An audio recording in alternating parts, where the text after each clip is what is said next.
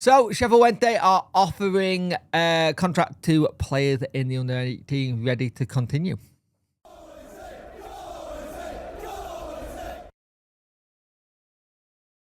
Hello and welcome to this video. You could like, share and subscribe to the channel. Much appreciate it. Liking out the algorithm, sharing gets in front of people's faces, and subscribing lets me know you like the channel. Hit that notification bell to let you know when video go live.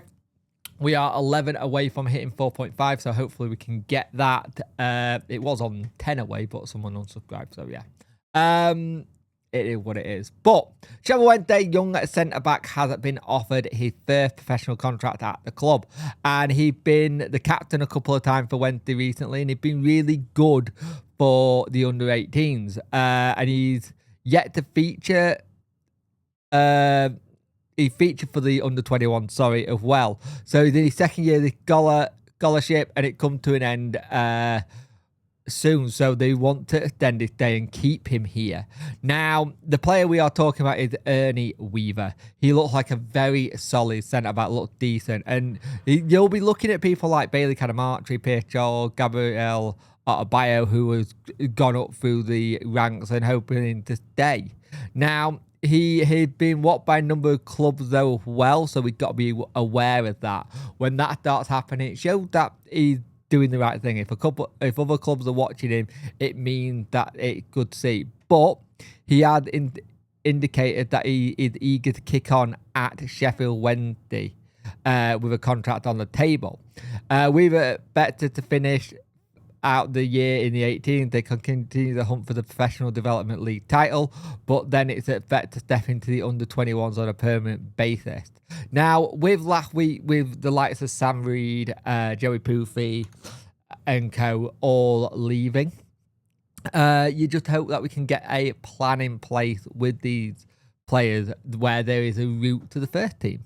And I think it's one of those situations you look at it and you go, is there a way of being able to do that? Like we've seen it with Charles Bailey and Gabriel, where they have come through. Even Sean Fuser. Sean Fuser had an excellent game by all accounts at Carlisle, and it looks like you've got someone else who could be really good there as well to come in. So hopefully we can start trying to integrate these people into the first team a little bit better.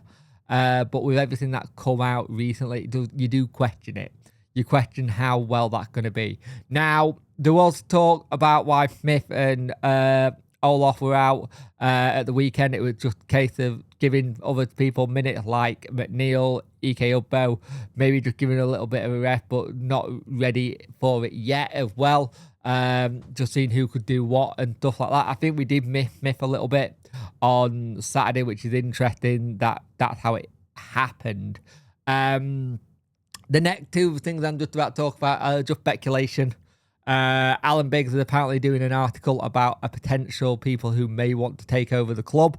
He's going to do the article about it and go from there. So for all those people going, oh, I'm sick of it just being people on Twitter or people who saying it's this and this is a journalist. This is a very credible journalist in Alan Biggs. So whatever happens, that you've got to take it with a little bit more credibility if that's the way you're looking at it. And the only other little bit is I know a couple of weeks ago we spoke about Henrik possibly taking charge if Danny left. It's all speculation, but it could be the case that Henrik takes over.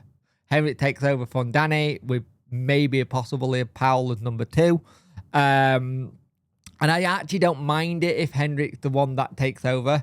We're not having to do the whole manager speculation. You've already got somebody who's in the club already and ready to go. And granted, Danny might stay and it could be none of this happens.